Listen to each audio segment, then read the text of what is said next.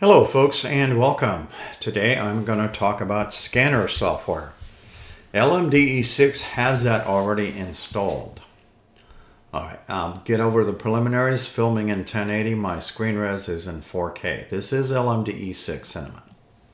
Subscription logo is in the corner. If you don't find it, go find me on YouTube. Linux is for all ages. So I have a network printer scanner. I'm going to just give you a brief discussion here. So a lot of people plug in their USB-based printers and or scanners, and they run out of room on their desks, and they're trying to figure out what's the best real estate around your desk. Sometimes network printers come in handy for this. You can maybe move it across the room if it's wireless. Or if it's Ethernet, maybe you got Ethernet on the wall too. Or maybe you want to move it out of the room. But that's not always convenient for scanners. But I'm just going to let you know what mine is. So mine is wireless and auto-discovered. I don't install these on any of my machines. It sits on my network and it's found by all the computers. All the Linux distributions, and I have many. I also have one Microsoft machine, one Mac machine, and I use also a smartphone, an iPhone. And I can print to that printer from all those devices without setting up anything. Not everybody has the same luxury. So when you're setting up printers, you're trying to add, maybe the printer's hardware is old, software is old, or incompatible. If you can afford to get something new, most people do. Why have I stuck with Brother printers? They're Linux friendly, and that's generally what I use. But they also work beautifully on Windows and Mac and also iPhones. So my printer also is a scanner. And I like the network capability part of it. So we're going to talk about scanner software today. So if you type in scan, you should have Document Scanner already installed. I did not install this piece of software. All right, as you can see, it says searching for scanners. Mine printer is not set up. It's auto-discovered when the computer gets turned on. And you can see the model number of it right there. And more importantly, I have something to talk about today. We can scan photos. We can scan manuals. And generally what I'm going to get you the idea of, let's say you're looking for a PDF manual on a refrigerator and it's not available online. However, you would like to have a digital copy of it stuck on your Android phone or iPhone or tablet or other computer possibly. Well, we can always create a manual if you have it. And I'll show you that this piece of software can take a manual and create a complete manual for into one document, a PDF in other words. You can also scan photos. There's all kinds of things you can do with scanners. All right, I'm going to hit the scan button, and it's going to, what I have in mind today is I have an old manual of a telescope in here that I'm going to scan a couple of pages. Okay, and we're going to create a PDF out of it. We can also scan photos. And I also have even junk mail to scan. Boy, we all love that stuff. Either way, you can see that I have some preferences. Depending on your scanner, you may have some different options. But I'm just letting you see mine. And I can go with 75 dots per inch all the way up to 2400 on mine. Over here, we have the save button. And it can be saved in several different ways.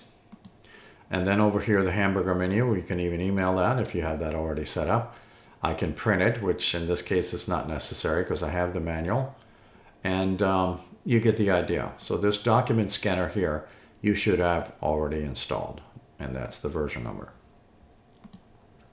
So unfortunately, I need to get out of my chair if I wanted to make the page 2 or 3. So I'm just going to flip that manual over a couple of times because it's one of those that's bound together, and I need to open up the scanner lid and flip over to the next page. So I need to get out of my chair, so hold on. It's not going to take that long. Actually, I'll just make the table of content on the next page instead of the inside cover. And it's leaving page 1. So page 2 is now in process. And then I'll do page 3 or 4, whichever. I'm just going to do a couple.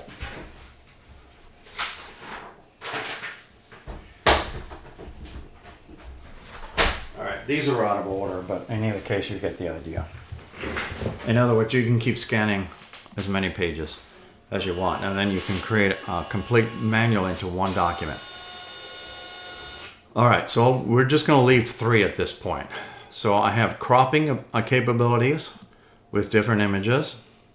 I have a trash can, of course, and I have flipped the image several different ways if you scanned it the wrong way. Now, I'm going to do the save document too, and what I would suggest you do if you set up your scanner is, Bob is just a made-up name, is to create yourself a scanner folder. Okay, you can see what I have in here, and I'm going to start this from scratch. This will be kind of like my trash folder for the scanner. Alright, so when I hit that button there, it's Save As. First thing it's going to ask you is, what do you want to save it as? I'll call it Telescope Manual, because that's what that is. The file format, I can do a PDF multi-page. That's if you're making a manual. If you're doing a single picture, you may want to do a JPEG or a PNG or a WebP. I'm going to choose PDF. Image files, save, and it's going to Bob's document scanner. Bob is just a made-up name. Alright, now let's go find that document in the scanner folder. It's a single. So, single PDF. What are the benefits of doing something like that? Well, you can upload that to a cloud service and then download that to your smartphone. Or if you're running a NAS server or a file sharing on your local network, which I do, I actually have a server for that. And I store all kinds of things on that server, including personal documents like that. And basically I can download that to my iPhone if I wanted to. So it's an old manual. I think it was made in 2003. It's an old telescope. I have the 10-inch if you're curious. And this is X-Reader. Now X-Reader allows me to hold down the control key and use my scroll wheel on my computer mouse to enlarge things or shrink things. It's not the best of manuals as far as quality, but keep in mind I just scanned this old manual in there.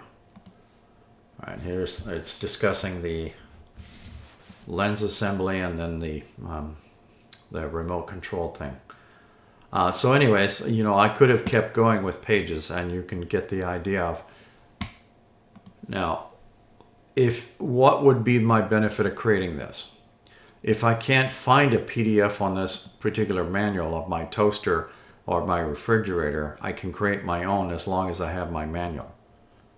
Now, granted, one would say, if you have the hard copy, why are you bothering scanning it?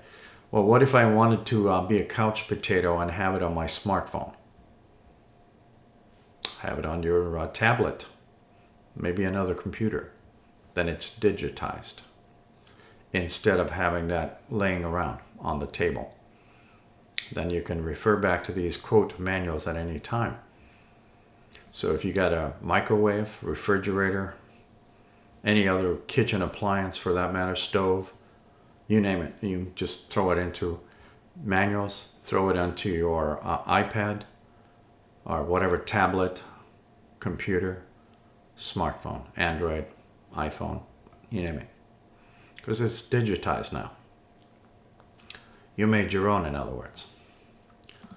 All right, so I'm going to do a new.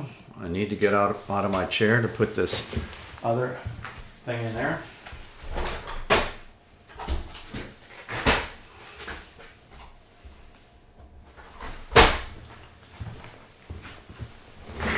I don't have a nice photograph for you, but I am going to scan something we all get just about every day nowadays, which is junk mail in our mailboxes. All right, I'm going to flip this because it's upside down. That's the other beauty about this software. All right, we can see what that is. This is not going to be a PDF. This is going to be a JPEG. Okay, and this time we're just going to call it what it is. How many trees do they get rid of a year to print these things? It is amazing to me sometimes. I'm going to call this junk because that's what these things are in most cases. Okay. However, they do have value to others, but we do throw these throw these away quite a bit.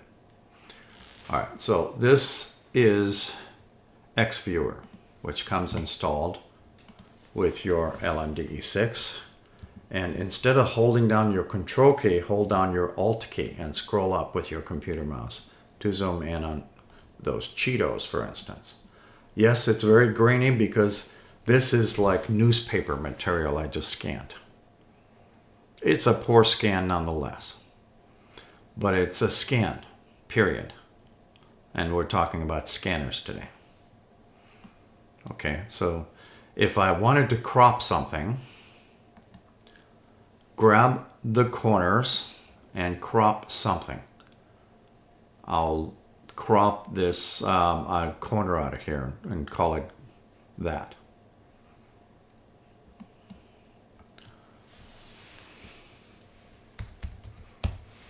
I'll call it junk 2. It's simple enough. Let's see what junk 2 looks like versus the other. All right, you can see junk 2 is a lot bigger than this thing is because all I did was crop that out of it. Okay, so comes in handy for some things, and you can think of whatever purpose this is for, but you can also think about photographs. You have old photographs that you don't want to send it to the printer and have them play with it and clean it up and all that stuff. You can do it yourself then. You can take these JPEGs into any piece of software that can do editing. GIMP would be one of them. But for the manual part of it, creating multiple pages is a benefit to a lot of people that are trying to copy their paper manuals and digitize them into PDFs. Scanning software comes in handy for that. And as you can see, this piece of software comes in handy and it has lots of options. And you're just not, I'm not stuck with that 300 dots per inch. I can go a lot higher. And keep in mind the bits and bytes that it uses when you go higher. Not only does the scanning part take a little longer, but it also takes up more space. It all depends on what you're going to do with these scans. If you're making PDFs, maybe you don't care to have it super quality. You just need to have it legible. And, these things here, to me, are perfectly legible even though they're ugly looking. Because I just use the default scanning on this thing, and this is plenty good for me if I were to do a manual, for instance. Thank you for watching.